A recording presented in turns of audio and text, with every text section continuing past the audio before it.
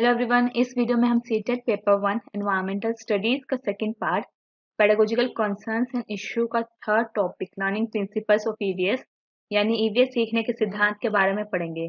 पर उससे पहले हम देखेंगे कि हमने लास्ट वीडियो में क्या सीखा। लास्ट वीडियो में हमने देखा ईवीएस की सिग्निफिकेंस यानी ईवीएस पढ़ाने की क्या महत्व है, क्यों प्राइमरी स्टेज पर बच्चों को ईवीएस पढ़ाई जाती है। इसका जो मेन मकसद है ईवीएस पढ़ाने का वो ये है कि बच्चों को सराउंडिंग्स, जो उनके आसपास का परिवेश है, वातावरण है, उससे रूबरू करवाना, वहाँ होने वाली एक्टिविटीज से उनको अवगत करवाना और साथ ही साथ उनकी क्या रिस्पॉन्सिबिलिटीज है एनवायरनमेंट के प्रति, उन्हें इसके बारे में बताना। इसके साथ हमने देखा था कि इंटीग्रेटेड ईवीएस या एकीकृत ईवीएस क्या है।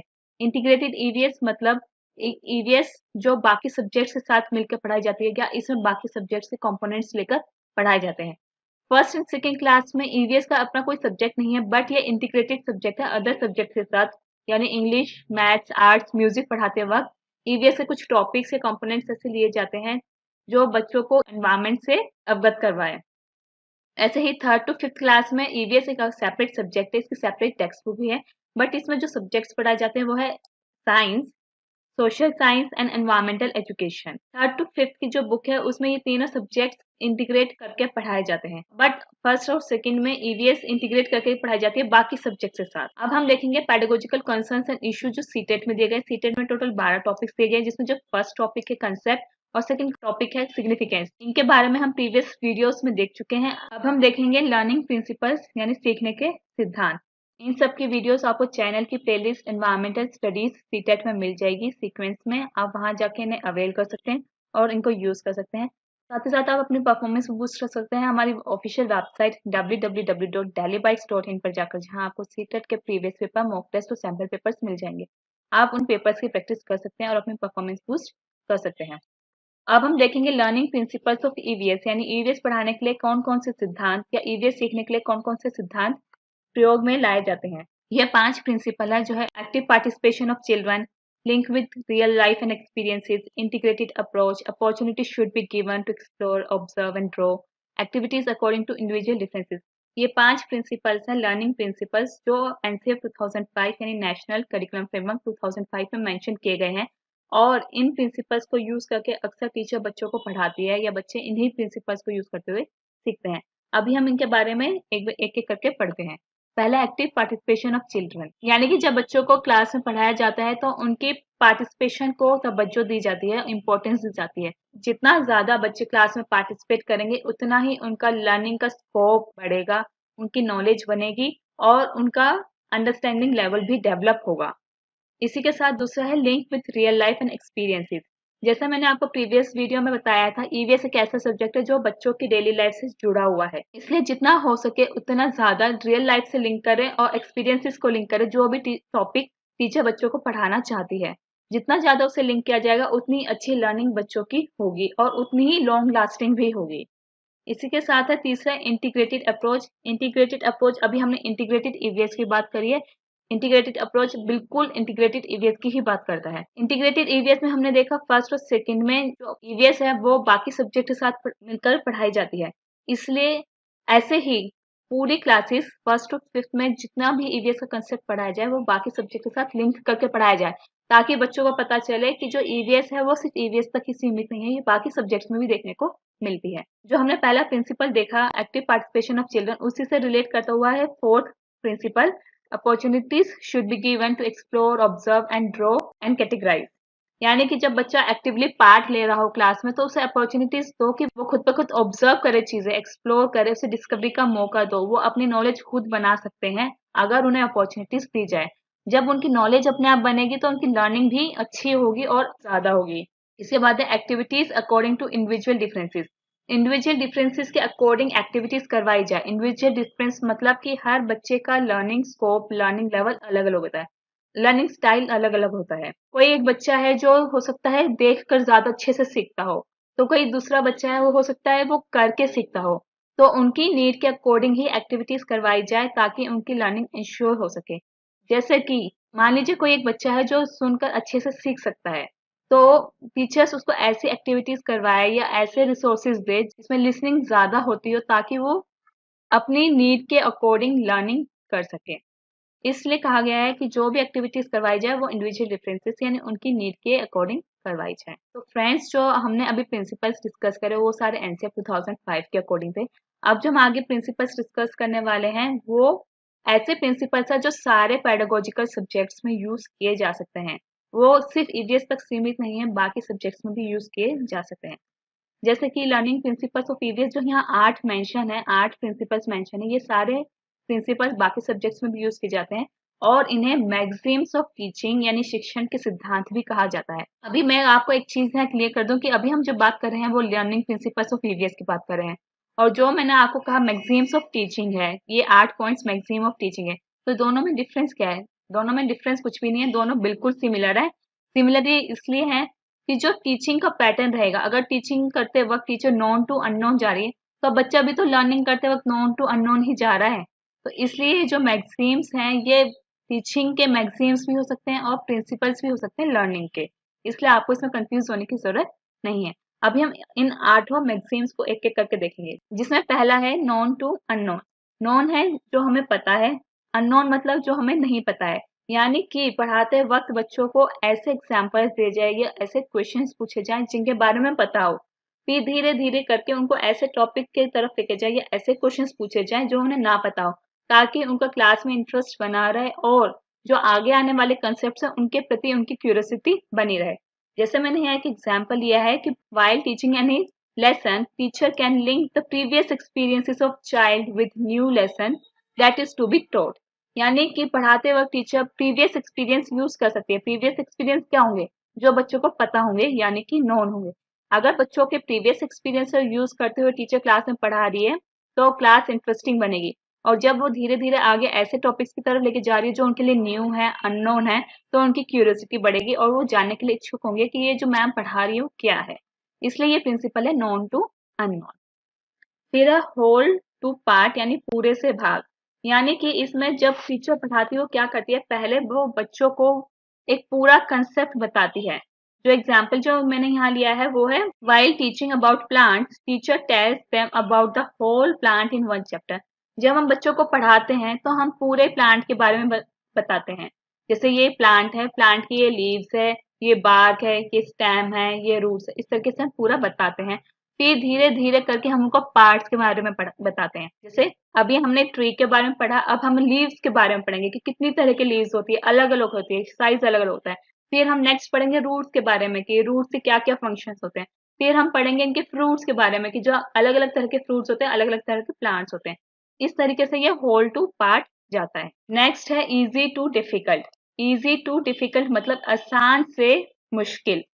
मतलब कि जब टीचर बच्चों को पढ़ाना शुरू करती है तो वो इजी एक्टिविटीज करवाती है या इजी क्वेश्चंस पूछती है ताकि बच्चों को क्लास में इंटरेस्ट बने। जब वो इजी क्वेश्चंस पूछेगी, बच्चे क्यूरियस करेंगे आंसर करने के लिए, फिर धीरे धीरे करके वो अपने क्वेश्चंस का या एक्टिविटीज का लेवल अप करती है, डिफिकल्ट करती है, ताकि बच्चों में एक जिज्ञासा बने कि जो मैम पूछ रही है वो क्या है, वो क्यों है। इसलिए जब क्लास में पढ़ाया जाता है बच्चों को इजी क्वेश्चन से या इजी कंसेप्ट से शुरू किया जाता है, फिर धीरे धीरे लेवल उसका बढ़ाया जाता है, डिफिकल्ट की ओर लिया जाता है। जैसे कि while teaching any lesson the teacher can ask easy questions to make class attentive। Class का टेंशन ग्रैब करने के लिए टीचर इजी क्वेश्चंस दे सकती है। फिर धीरे धीरे she can begin with difficult questions। धीरे धीरे वो डिफिकल्ट क्वेश्चंस पूछना शुरू कर सकती है to arise their curiosity, उनकी क्यूरियोसिटी को बढ़ाने के लिए। नेक्स्ट है सिंपल टू कॉम्प्लेक्स यानी सरल से जटिल। अभी आपको लग रहा होगा कि इजी टू डिफिकल्ट और सिंपल टू कॉम्प्लेक्स में डिफरेंस क्या है। इजी मतलब सिंपल होता है, डिफिकल्ट मतलब कॉम्प्लेक्स होता है, बट इसमें डिफरेंस है। इजी टू डिफिकल्ट में क्या होता है कि जो टॉपिक है वो इजी शुरू होता है और उसी टॉपिक में डिफिकल्टी लेवल बढ़ाया जाता है। बट सिंपल टू कॉम्प्लेक्स में क्या होता है कि जब बच्चे का कंसेप्ट पढ़ाया जाता है, सिंपल कंसेप्ट से स्टार्ट किया जाता है, फिर धीरे धीरे उसका कॉम्प्लेक्स लेवल बढ़ाया जाता है, यानी डिफिकल्ट से भी ऊपर जाया जाता है, कॉम्प्लेक्सिटी उसकी बढ़ाई जाती है, वो कंसेप्ट कॉम्प्लेक्स किए जाते हैं।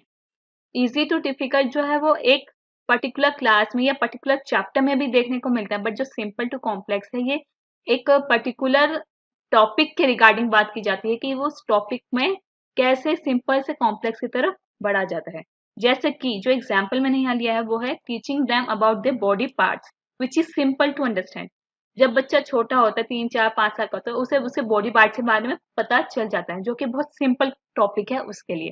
फिर धीरे धीरे क्या होता है, उस टॉपिक को आगे कॉम्प्लेक्स किया जाता है, मतलब जो ऑर्गन्स उसे पता है, जो बॉडी पार्ट्स उसे पता है, उसके बारे में कॉम्प्लेक्सिटी बढ़ाई जाती है, उसके डिफिकल्ट लेवल्स बढ़ाए जाते हैं, उसके कॉम्प्लेक्स कॉन्सेप्ट्स पढ़ाए जाते हैं।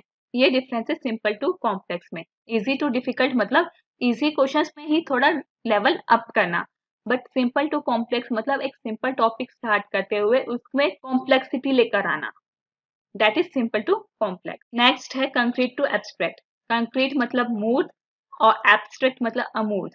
कंक्रीट यानी कि जिसे देखा जा सके या छुआ जा सके, लेकिन एब्स्ट्रैक्ट होता है जिसे ना तो देखा जा सके ना ही छुआ जा सके, लेकिन महसूस किया जा सकता है उसे। ये ऐसा कंसेप्ट है जो बहुत ही कॉमनली यूज किया जाता है क्लासेस में।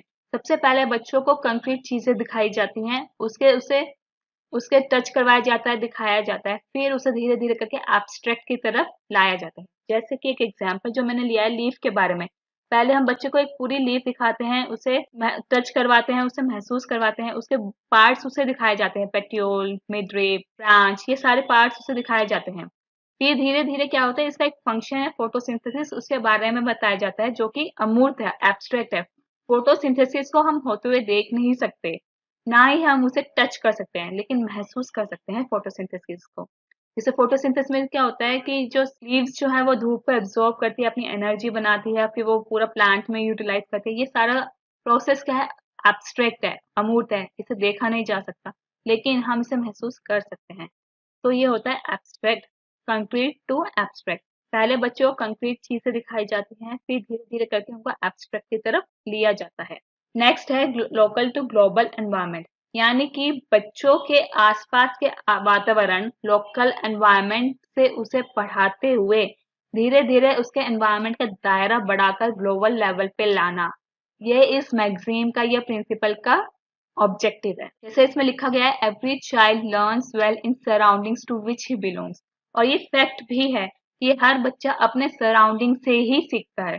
सबसे पहला उसका सराउंडिंग का एरिया कौन सा आता है, फैमिली। सबसे पहले वो फैमिली से शुरू करता है, फिर धीरे धीरे फ्रेंड्स बनाता है नेबरहुड में, फिर स्कूल में जाता है, वहां से सीखता है, फिर धीरे धीरे वो अपने मार्केट के बारे में जानना सीखता है, धीरे धीरे उसका दायरा बढ़ता है, वो लोकल से अपने ग्लोबल लेवल पे आता है। So the child should be acquainted fully with his immediate environment. तो ये जरूरी है कि हम उसे उसके आसपास के वातावरण से रूबरू करवाएं। धीरे धीरे करके हम उसको इमीडिएट एनवायरनमेंट से दूर ले जा सकते हैं या उसका दायरा बढ़ा सकते हैं, और उसे बाकी चीजें जो उसके एरिया में नहीं आती उसके बारे में भी पढ़ा सकते हैं। अगर आपने एनसीईआरटी बुक्स देखी होंगी तो आप देखेंगे कि वो इसी मैगजीन पर बेस है। क्लास थर्ड का जो फर्स्ट चैप्टर है वो लोकल लेवल से ही शुरू होता है, और फिफ्थ क्लास तक आते आते उसमें ग्लोबल लेवल, यहाँ मेरा ग्लोबल लेवल से मतलब इंटरनेशनल नहीं है, नेशनल लेवल पे है, नेशनल लेवल की बातें उसमें बताई गई हैं। तो एनसीईआरटी इस मैगजीन को बखूबी रूप से प्रेजेंट करता है। इसके बाद है नेक्स्ट मैगजीन जो है एनालिसिस टू सिंथेसिस, यानी संश्लेषण से विश्लेषण। Analysis means breaking a problem into its convenient part. Analysis मतलब क्या होता है कि किसी एक प्रॉब्लम को या टॉपिक को, हम यहाँ टॉपिक भी कह सकते हैं, उसे छोटे छोटे पार्ट्स में डिवाइड करना। और सिंथेसिस का मतलब होता है grouping of these separate parts into one complete whole, और इन छोटे छोटे पार्ट्स को ग्रुप कर देना एक कंप्लीट होल में। ये मैगजीन किस बारे में बात कर रहा है, ये मैगजीन कह रहा है कि कोई भी एक टॉपिक है, अगर वो बहुत वाइड रेंज में है तो उसका एनालिसिस करके, यानी उसे छोटे छोटे पार्ट्स में डिवाइड करके बच्चों को पढ़ाना, फिर उसको सिंथेसिस करना, यानी कि उन सभी पार्ट्स को जो छोटे छोटे पढ़ाए गए हैं उनको क्लब कर देना एक कंप्लीट होल में। फॉर एग्जाम्पल डाइजेस्टिव सिस्टम पढ़ाते वक्त हम क्या कर सकते हैं कि बच्चों को हम एक कंप्लीट पिक्चर दिखाने के बजाय उनको उस पार्ट को छोटे छोटे पार्ट्स में डिवाइड कर सकते हैं, फिर उनको एक एक करके पढ़ा सकते हैं, फिर उन सबको क्लब करके एक कंप्लीट पिक्चर या कंप्लीट टॉपिक बच्चों को बता सकते हैं, समझा सकते हैं। That will be analysis to synthesis. अभी हो सकता है कि आप होल टू पार्ट और एनालिसिस टू सिंथेसिस के बीच में कंफ्यूज हो जाए, दोनों में कंफ्यूज होने की बिल्कुल भी जरूरत नहीं है। Whole to part is a part of analysis to synthesis.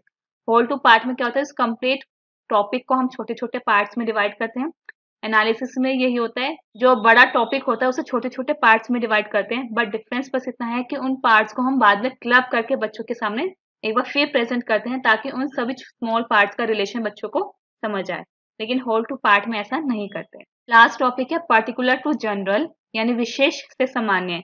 इसमें क्या होता है कि टीचर कुछ पर्टिकुलर एग्जाम्पल्स लेके बच्चों के सामने प्रेजेंट करती है या उनसे लेती है, फिर उसके बाद उन पर्टिकुलर एग्जाम्पल्स में क्या जनरलाइज किया जा सकता है या कॉमन निकाला जा सकता है, उसके बारे में बच्चों से पूछती है या वो खुद भी बता सकती है। इसके बेसिस पे वो टीचर न्यू टॉपिक बच्चों को इंट्रोड्यूस करती है।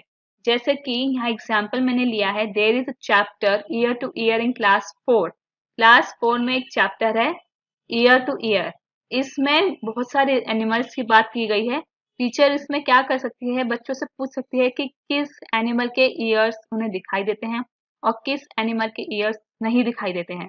इसके बेसिस पे बच्चों से वो कैटेगराइज करवा सकती है और जनरलाइज करवा सकती है कि जिसके कान दिखते हैं वो इस कैटेगरी में आते हैं और जिस एनिमल के कान नहीं दिखते वो इस कैटेगरी में आता है। अब तक के लिए इतना ही दोस्तों, बने रहिए हमारे साथ व्हाट्सएप, फेसबुक, इंस्टाग्राम और टेलीग्राम पे। इनके लिंक्स आपको डिस्क्रिप्शन बॉक्स में मिल जाएंगे।